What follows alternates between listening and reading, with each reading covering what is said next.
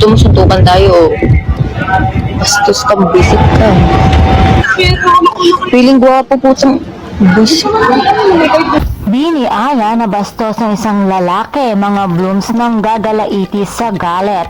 Viral na ngayon sa social media ang isang video clip na kung saan ay nakikitang spotted sa Barrio Club sa Cebu ang isa sa mga membro ng sikat na Nations Girl Group na Bini na si Bini Aya. Habang naglalakat ito, bigla siyang sinunggaban ng isang lalaki na nakilalang si AJ Fernan na binansagang boy dila ng Cebu. Ano ba meron sa mga dila niya?